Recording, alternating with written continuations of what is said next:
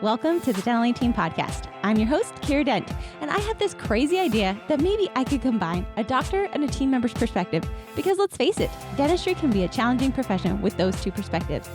I've been a dental assistant, treatment coordinator, scheduler, biller, office manager, regional manager, practice owner, and I have a team of traveling consultants where we have traveled to over 165 different offices coaching teams. Yep, we don't just understand you, we are you. Our mission is to positively impact the world of dental, and I believe that this podcast is the greatest way I can help elevate teams, grow VIP experiences, reduce stress, and create A-teams. Welcome to the Dental Team Podcast.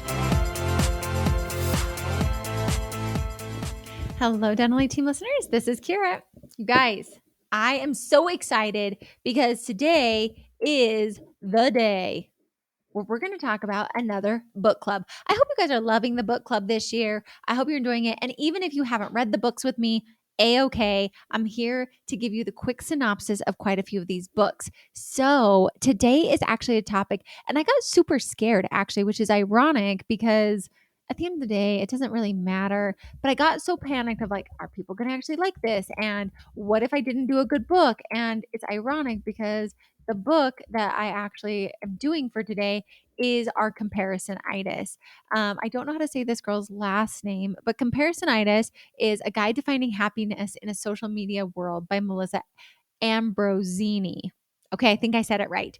But it's funny that I would be stressed about this podcast for the sheer fact that I am comparing and being concerned about that with this. So I realized it's okay.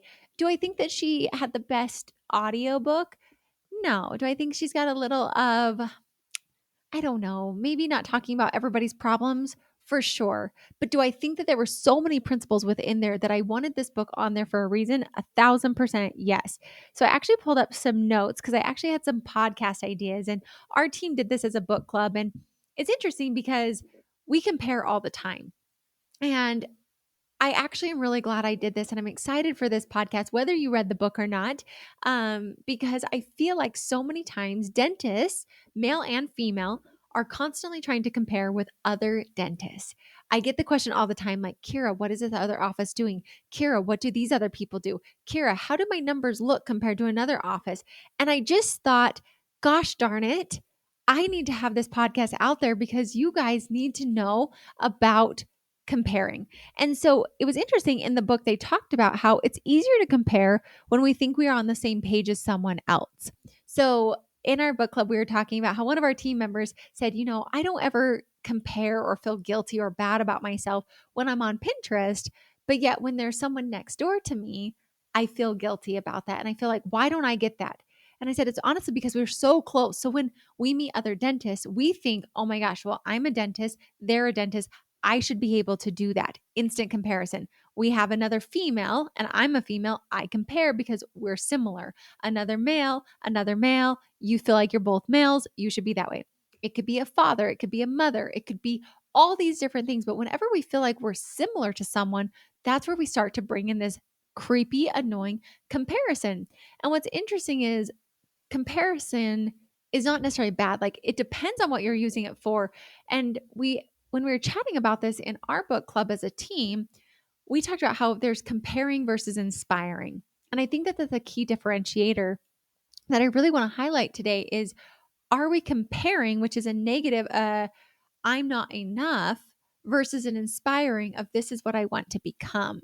And so it was interesting. We looked this up, and the comparing versus inspiring, it's the opposite the opposite of comparing is to see the similarities as an antidote to comparing.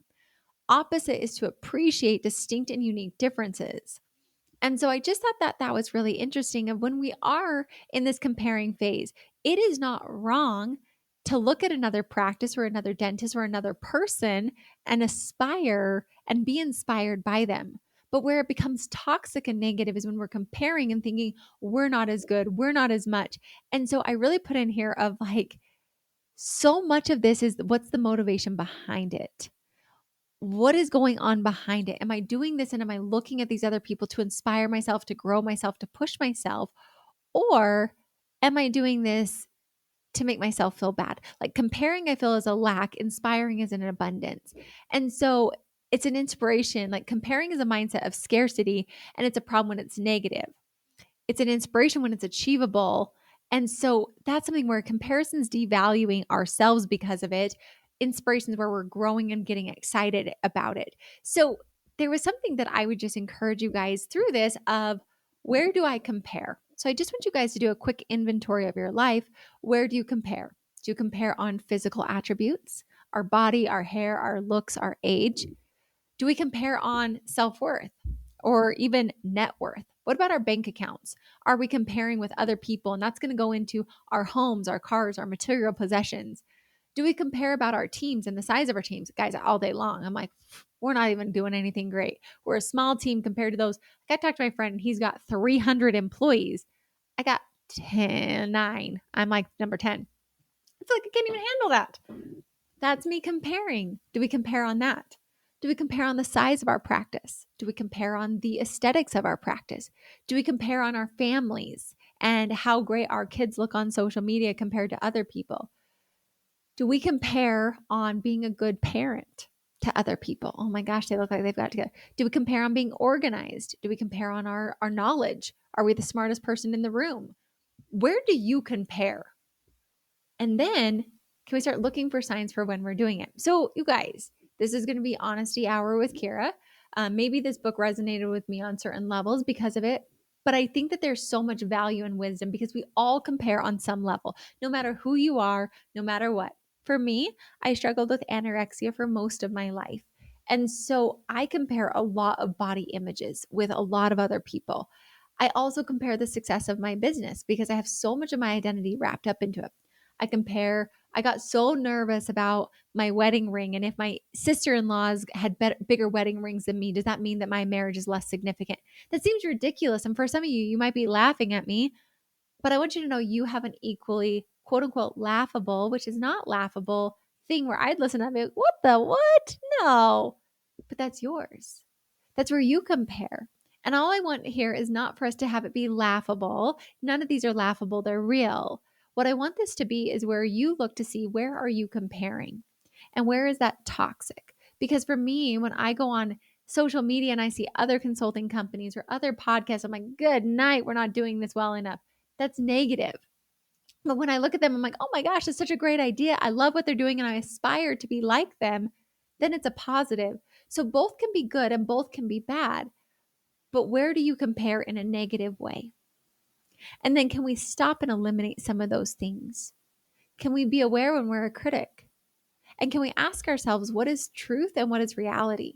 When I scroll through that feed and I'm like, oh my gosh, we're not doing enough on the podcast. Is that true? Is that actually true? Or is that just me sitting here being like, I should do more? But like, do I actually want to do more? Why am I doing this? So when we do this, there are a few things that can change when we are in this comparison zone. And I really loved some of the points she brought up. But how can we change this is we can move into gratitude. So instead of comparing and being negative and ripping someone in half or something like that because they're better than us and tearing them down or tearing ourselves down, we can actually spin and be grateful.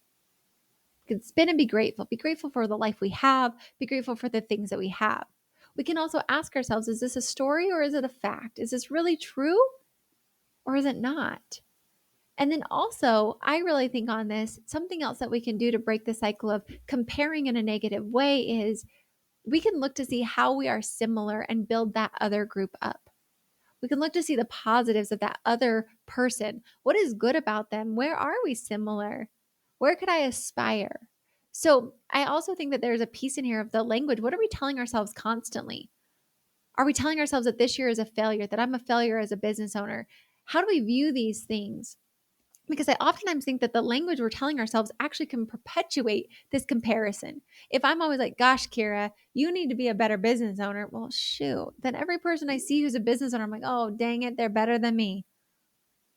But could I tell myself instead, like, Kiera, you're such an incredible business owner. Like, you inspire people all the time. Well, great. Now I'm going to go find other business owners who are looking for that.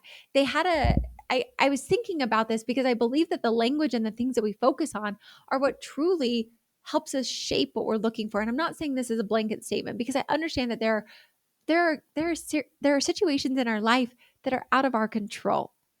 There are things, guys, I've struggled with depression radically, struggled with anorexia. struggled with suicide. Those are things that I have genuinely struggled for as an individual. And I do believe that some of these things are outside of our control, and I'm very sensitive and attuned to that. And that's not where I'm going with that. And I do believe that there are therapists, that there are coaches, that there are people out there that can help us. And I don't think any of us should be ashamed of that. I just want to caution that we're not comparing to perpetuate some of those real issues that we face. And so, looking at that, what is the language of how we self inner talk to ourselves could be a possible starting place to maybe stop the negative perpetuating. To me, um, I really do think it's a habit. And I think it's something of like, why do I compare? I compare as motivation to help myself be a stronger business owner, to work out more and not eat as much, to check myself and have a better marriage. But it can also very quickly spin to the negative and go dark. So, what are we talking to ourselves and telling ourselves all the time? And then, how do we determine winning versus losing? Are we either winning or are we losing? Or could we look at that and see that there are a variety of things and there's not just a black and white, and that we're winning or we're learning? It's interesting. It's interesting. And this book was super interesting for me because it really made me start thinking of like, how can I stop comparing myself and start inspiring more? So, just interesting things for you guys to think about. And I really hope this is going to go back to, I also think it's important for us to know our own course. Where do we want to go? Because I know sometimes I compare and I buy things or I do things, not because I actually want it, but because I want to be like someone else I'm watching or someone else I'm comparing myself to. And so I just say, like, are we living our own lives or are we comparing for someone else's life? It's an interesting question for you to think. So, with some tacticals for dental practices and for you listening today, a couple of things was be intentional and present. So let's make sure that the life we're living and the things we're doing, we're intentional and we're present. So maybe it would make sense for you to not take pictures to always have to post on social, but you're taking pictures because you want to remember this moment. Just switching the intention of why we're doing things. They talked about taking regular vacations from your phone, setting an intention when we scroll the news feed. What are we looking for? Can we actually filter and hone in on things that we actually want to see? Like, I want to go on social because I want to find other awesome cosmetic dentists out there of what they're doing on their social to highlight for more patients to get acceptance. I want to go on social today to be inspired, and I'm going to look for inspiring quotes while I'm there. So then we can filter through and look for exactly what we're looking for, as opposed to just letting things come in, because then we're going to probably find the triggers more than we're going to find the intentionality. I put on here to create our own map. So, what would you as a great dentist do? What would you as a great business owner do? What does your ideal life look? And who can you follow to inspire you? Because that becomes then our own map that we can follow. It becomes our own way of dictating our life as opposed to being dictated upon. And then also, I really loved this of what are you as a dentist owner or team member wins that you're doing. So kind of trying to build up that like stamina internally of the good things that we are doing, because I think we're so hard on ourselves. That's why we compare. When I'm like, why can't we just love ourselves? Sounds simple. And in practicality, it feels hard. So they talked about how like you can tell yourself 3 things that you are doing really well at something that you do consistently every day. So I, of course, in knowing that I talk to dentists and dental teams all the time, I thought, what if all of us committed that while we're brushing our teeth every day, we say 3 great things that we're doing when we brush our teeth? 3 things that we're doing that are awesome, because we all have them. And I know there was a point in my life where I was really, really, really, truly clinically depressed. I almost did check myself in because it was that scary for me. And I decided, I was like, all right, Kiera, we've got to change the focus of what you're focusing on right now. And we've got to get you thinking of something else. So I decided every day to write in my journal 3 things that I loved about myself. Ooh, I bet you guys can only imagine how easy that was for me. Super depressed, hating myself, feeling like my entire life was in utter shambles. It was one of the hardest things I've ever done. And guess what? That started forcing me to find things about myself that I truly did love. So I was thinking, like, what if we did that? Could we start to build momentum to where we can see other people and be excited for them and their successes, because it's not diminishing ourselves? I oftentimes think with comparison, and for me specifically, I'm just talking about me, I'm not talking about anyone else. I think it's an internal lack that I'm looking for an external fix. I'll say that again. I think it's an internal lack that I'm looking for an external fix. And instead, I'm actually getting an external comparing. Where could we not build internally and then be inspired externally? It's just a question, something to think about. So then the next piece I thought about is, could we not start to celebrate instead of compare with other dentists? Having abundance versus scarcity. So when we start to get into that scarcity or comparing, could we not start to celebrate them? Like, I'm so proud of this dentist, instead of being like, oh my gosh, they got it all going on. Like, I'm so proud of them. Like, look at how great they are with their team. Like, I'm truly inspired by them as a leader. That feels hard. And that is something where we are consciously, instead of unconsciously, celebrating someone else. Because I truly do believe what we do to others, we do to ourselves. So if I can celebrate other people, if I can love other people, I do that to myself as well. But I think it starts internally and not externally. And then I want you guys to really think about, what are you losing or what are we giving up in life by comparing? Right now, I'll tell you, I don't freaking get into a swimsuit very often because I feel like I'm too fair-skinned. Well, guess what I'm giving up? My favorite thing in the entire world is boating. So I'm giving up a lot of boating time and memories because I'm afraid of that, because I'm comparing with other people. I'm giving up the opportunity to be like, to create a vision, and because I'm comparing to other business owners, I'm feeling like I don't know what I'm doing. I'm giving that up. That's dumb. So I think for you, maybe just think about, what has comparing prevented you from doing? What opportunities in life, personally and professionally, have maybe you given up because you are so afraid and because we are comparing? Something to think about, something to ponder. I really did love this. I thought that there were so many things. And one of my last takeaways for you is, how can we learn to love, and I put in that all caps, love the life we are living? And I think it's a balance of what's important to us. So shifting that focus. Comparing is a mindset of scarcity.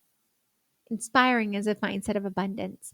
I truly do believe, within the realms of recognizing that there is help that is oftentimes needed, and I want you to get that help. And I want to tell you and encourage you and let you know that you're not weak, that you're not a failure, that all of us need help.